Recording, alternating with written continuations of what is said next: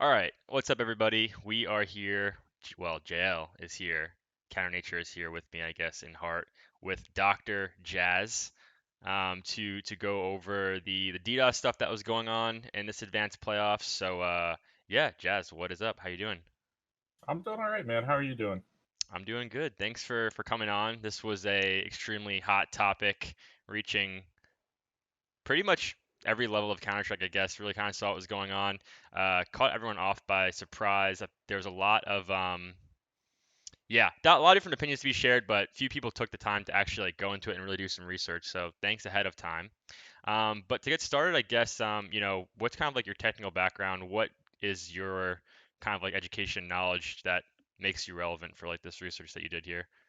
Oh, so I graduated high school in 2016, graduated with my bachelor's in computer science in 2019, and I've been working on my PhD ever since, So mostly the focused in actual Dr. cybersecurity. Jazz Yeah, coming up. That's awesome.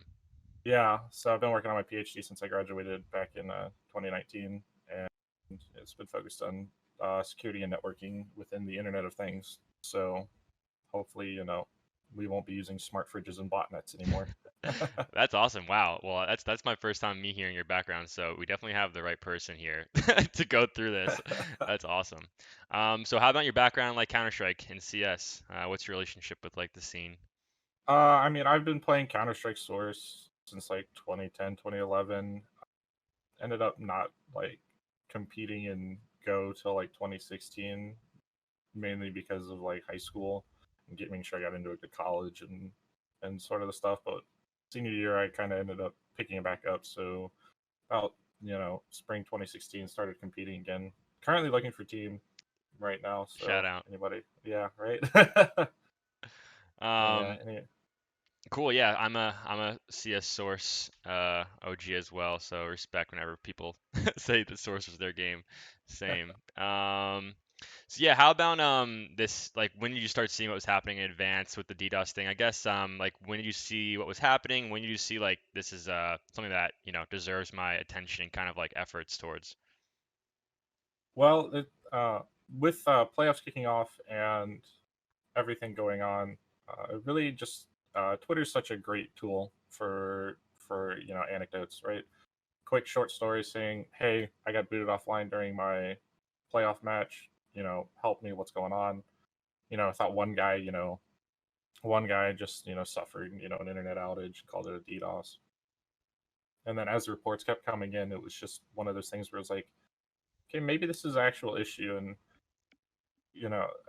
thanks to the power of social media, it was nice to be able to kind of briefly, inform myself on the situation from like a social and like a tournament perspective, and then that's when I put the tweet out and started started doing my thing. Awesome. Yeah. And I guess to get into it, I think everyone knows like DDoS. I feel like there's many different opinions of what people actually know, like what it is. So if you could give our introductory basic level definition of what a DDoS is. Okay, so yeah, a DDoS attack is a distributed denial of service attack. In layman's terms, it's multiple computers attacking a target network in order to prevent a service or any other kind of networked functionality from being able to operate. In really quick terms, you're getting booted offline by the power of multiple computers. Gotcha. Um, One of the big things that people are saying where it's like, oh, like this is so easy to prevent, like if you just mask your IP or you get a VPN, like you're fine, like and just like shut up, you guys are idiots. Um, I don't think that's the whole story to it, but I'll let you kind of take it from there. Is that true? Is there an easy solution to this, or not one size fits all? Well, yeah, cyber attacks are very, while they have kind of the same structure from like an abstract layer, they all kind of take a different form or shape. We heard lots of talks on Twitter about people getting IP addresses from Scrim servers or from TeamSpeak servers, um, and so people are like, "Oh, why don't we just use VPNs?" Well, the truth is, once your IP has been exposed, the VPN's not going to be, you know, as effective, if effective at all. Interesting. You know, VPNs, such as like all the big names that you hear that sponsor all the big YouTube videos and whatnot. I'm not going to say them on stream, but they've been kind of marketed as like the end all be all kind of protection. It's like, oh, use our VPN and you'll never face any issues. Well, if you haven't been using their VPN, excuse me, since you were assigned that IP address, I mean, if your IP address is out there to be logged and attacked. Yeah. So the question is, I guess, if someone does have your IP already, you're kind of already screwed, right? To the average Joe, yeah. If Yeah. you if somebody has your IP address and you don't have some kind of gateway set up, or your traffic's not coming in through like some kind of server rack where you can instantiate a bunch of rule sets for traffic handling, and a bunch of other things. If you have like a Linux box and you're running IP tables, or you get some kind of like third-party software that actually allows you to go in and with the help of some visual tools, allow you to mitigate and mitigate these kinds of attacks and control what kind of traffic enters your network.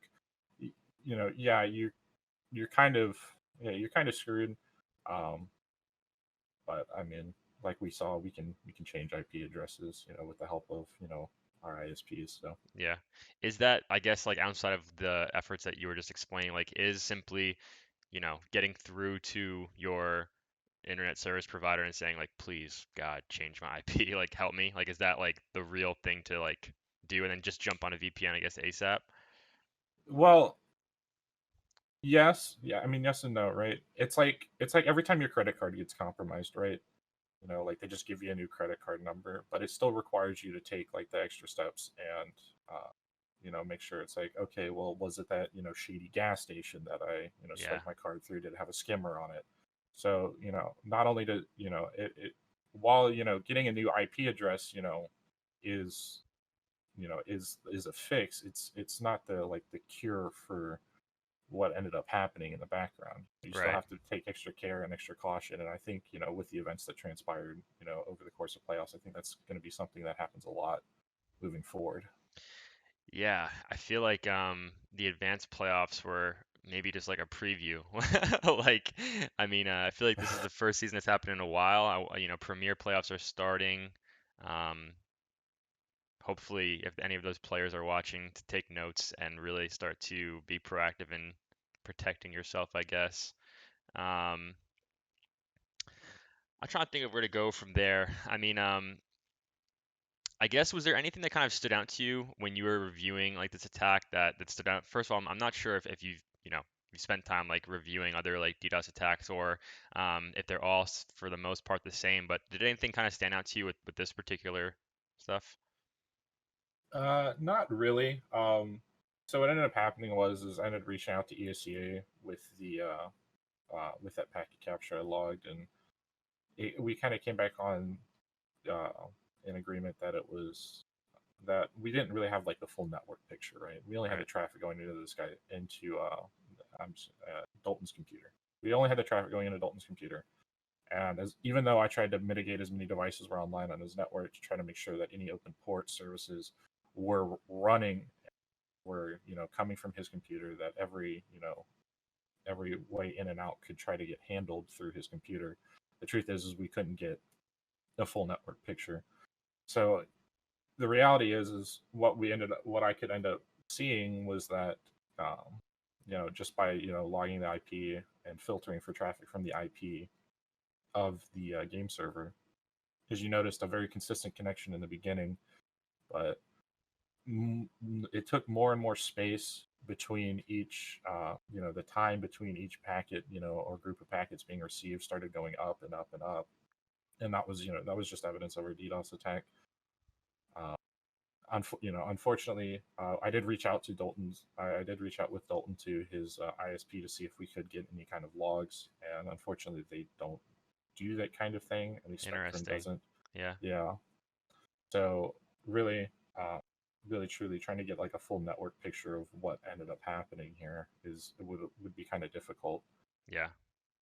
And I So guess just no other players like had like been willing to, I guess, cooperate or like were interested in providing stuff or They all sought out other solutions. gotcha, They all focused on playing the game, you know, gotcha. and at the end of the day, that's what we're here to do. So we're Yeah, here to play the game yeah, and compete, and I don't blame any of them for that. I don't, running that deep into playoffs, I don't think it was worth it. Maybe if it was been like a couple runs sooner, maybe teams that were still in the upper bracket that were, maybe comfortable saying, hey, for a map, I'll just, you know, I feel confident that even if we were to lose a map because I got you this, information because I allowed myself to get hit, that we could bounce back and win map 2 and 3. true. Yeah, You know, yeah, so I do put part of the blame on myself for reacting so late to the situation and getting out there so late, with trying to paint the full network picture and help the investigation. But well, you it's know, okay. It's like a doctor being sad for letting like a patient pass. Yeah, like you did all you could. We appreciate it. Um, one thing I wanted to kind of clarify, I had one of my friends ask this question who's like more experienced in network, and he was asking if the entire server was hit. I think the answer to that is no. The person literally was just going one by one and like taking people out. Yeah, so the beauty of ESCA is you don't see the server IP unless you're connected to the server. That's why the client is very secure. hmm, And like League servers, for example, you'll never see their IP address unless you're packet logging as you're connected to it, or if you work at ESCA and have access to that information, sure. obviously. So, so really, people were just looking to hit the players, and obviously, players' IP addresses had been either leaked or harvested some way or another. Yeah. Here's a maybe it's a thesis for your PhD, but is there such thing as like an anti-DDoS script that we could run to like block these network requests that these DDoS things are? It seems like it could be something that would work, but I'm assuming there's a very large loophole there. There's tons of software that exists, but like I said, you got to have the proper network infrastructure to run these kinds of things. Yeah, if you've ever logged into the ESCO website, they've used Cloudflare, obviously, Right. for DDoS mitigation. There's a couple other, software pieces out there. One of them, I do believe, is called SolarWinds StackPath. There's a couple I've, ended up using, which if you have the right network infrastructure, they're wonderful tools to for you to be able to monitor, analyze, and start uh, controlling what traffic enters your network. And so is that kind of like, I guess you have like the VPN option for people that are like, safer for now, and then you have something like that for someone that's like more experienced, I guess, like yourself, that could make use on their own network.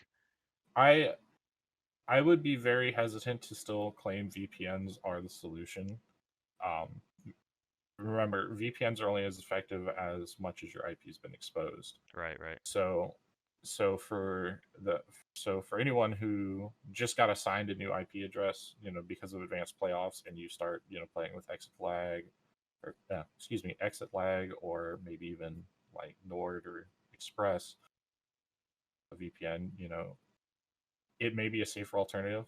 Especially when you start choosing to log into servers run by people that you don't necessarily know or you're right. necessarily friends with, because at the end of the day, private servers, private TeamSpeak servers, they're all run by somebody, and Yeah, somebody has access. Somebody has access to that kind of information. So gotcha. Um, yeah, damn. So hide your kids, hide your wife, everyone out here getting their IP stolen. I guess kind of going towards the end of this, do you have any advice? I mean, I guess we kind of covered it, but just kind of looking towards the Premier playoffs and future events, just I guess you would say maybe be careful, but anything else? um, moving into Premier playoffs, obviously, I'm pretty sure ESCA is aware of the situation now. I mean, excuse me, they're definitely aware of the situation, so they reached out to them.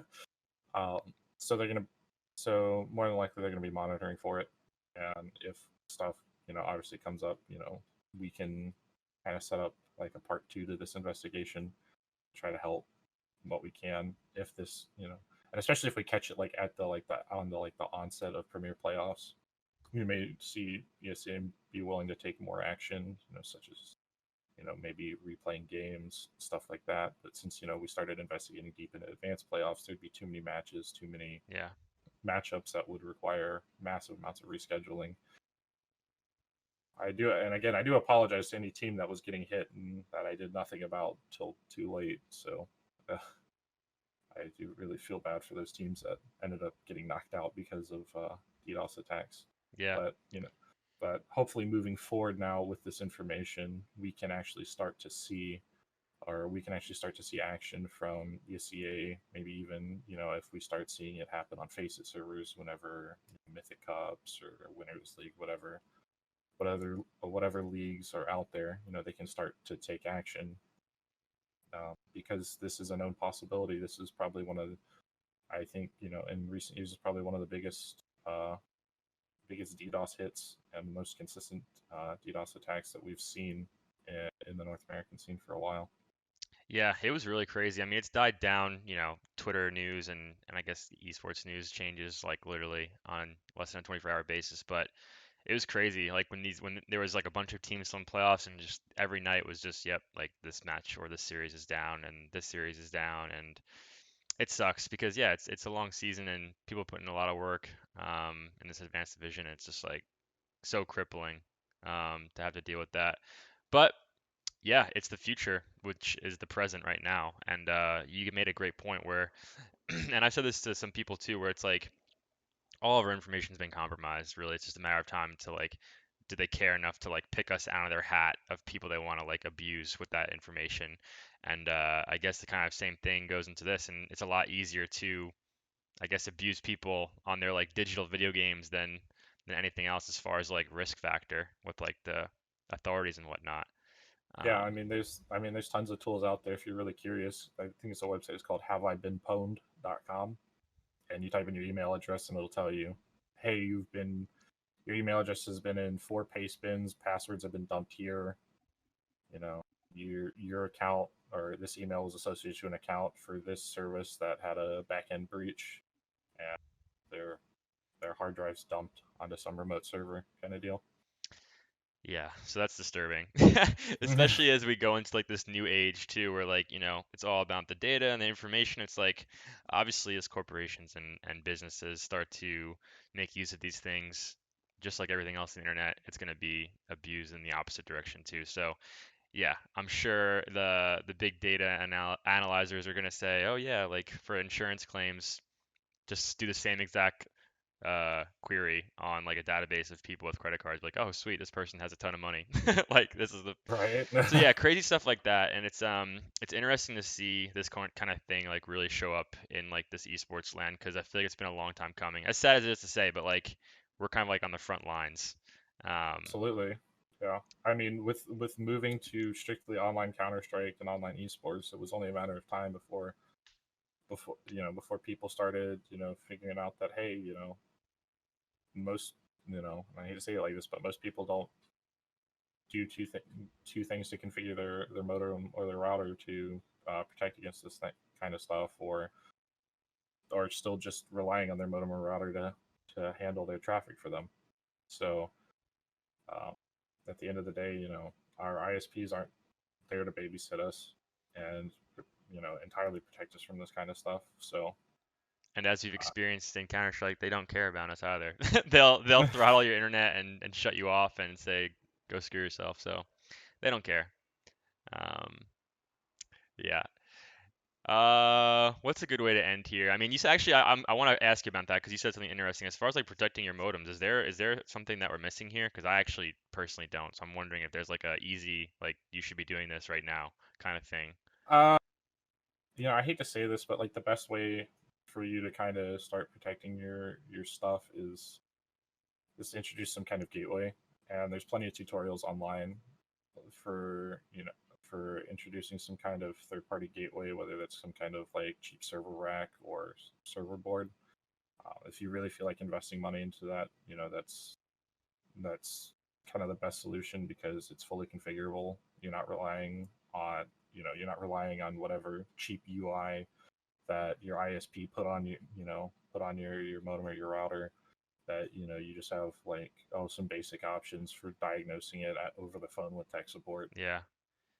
So is that which to say something like you would buy a server rack and kind of put your internet service provider through that, and then all of your like home devices through the rack, or different? kind of a little bit, yeah. Obviously your ISP is going to want some kind of Sure. some piece of their some piece of their equipment into the loop. So obviously it's different with every ISP. If you give them a call and say, hey, what equipment do I not need because I'm trying to beef up security on my network, I'm sure if you get the right person, they'll be happy to help you go through that kind of tutorial with their equipment. Interesting. So yeah, that seems to be the big play there.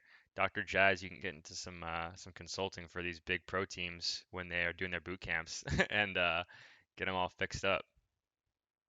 Yeah, I mean, uh, true cheese. Yeah, if we're getting into pro teams, I mean, I could see multiple hundreds of $1,000 being moved around just for somebody who's like, hey, I have access to the IP address for the team house of Yeah, Liquid, or like the Alienware training facility that Liquid's using, uh, crazy. and the It's right guy crazy comes. that Yeah, hasn't been a thing, honestly. Like with how it happened here. I mean, I guess they're taking the right procedures, or they're just lucky. I don't know. Combination of the yeah. two. I mean, I figure you have to figure the Alienware training facility in Europe that Liquid's using. They probably have like some massive like 10 to 20 gig line going into that building. Yeah, So their amount of so trying to match that kind of bandwidth with a distributed denial of service attack is, well, it's not impossible. It's probably improbable for most botnets, unless you are one of those guys who found like a 0 day for all the Internet of Things kind of boards and have like access to everyone, access to like hundreds of thousands of homes in America through their smart fridges. perfect. Yeah, yeah, Yeah, it's crazy. A couple of years ago, people were talking about like how everyone's refrigerators are going to be like IoT and smart thing, and it's actually true now. It actually came true.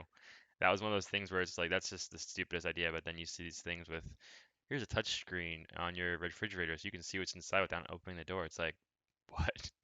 Like why? But watch YouTube or browse Facebook or Twitter, standing at your refrigerator while you're filling up your water jug or something, right? it's like the DVD players in like the back of the pimped out cars, just putting screens in places. Now we're just flexing in our kitchen. Right? Oh man.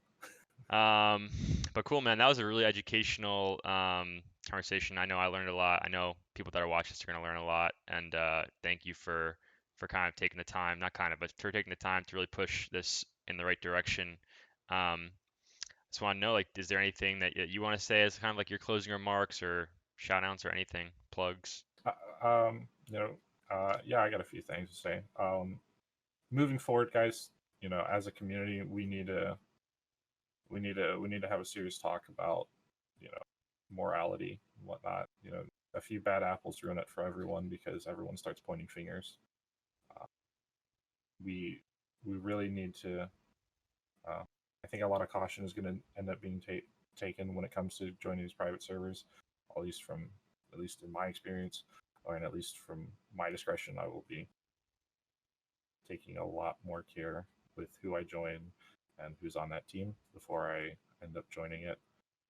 ESCA has always been a great option. Not like I'm plugging ESCA or anything, but they are our league provider. Yeah. So and they do offer scrim servers for everyone's use. And of course, ESCA is the only admin. ESCA is backend admins, the only ones who have access to your IP addresses. So if you can trust them, with your credit card for your monthly payment, I'm pretty sure you can trust them with your IP address. So, but I want to give a big shout out to Dalton and Talon and the Headshot Kings kind of group. Those guys were the first to end up reaching out, and without them, we wouldn't have even gotten as far as we have now, and wouldn't even have the packet capture we got that I was able to send over to ESCA and start the communication process with them. And then, just a big shout out to everyone else who reached out to me, regarding, what they did, why, did it work, did it not work, you know, and just start building the full picture of, what countermeasures we needed, uh, what what countermeasures people were taking, and whether or not they were effective. Um, but with that all said and done, I think we're kind of in a good place, to just reflect back on this and move forward with a little bit of more discretion and a little bit more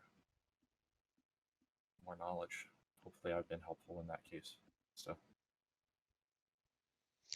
Yes, you've definitely been helpful. So thank you very much, Dr. Jazz, for the great interview and the great knowledge. And peace out from Counter Nature. Thanks, everybody.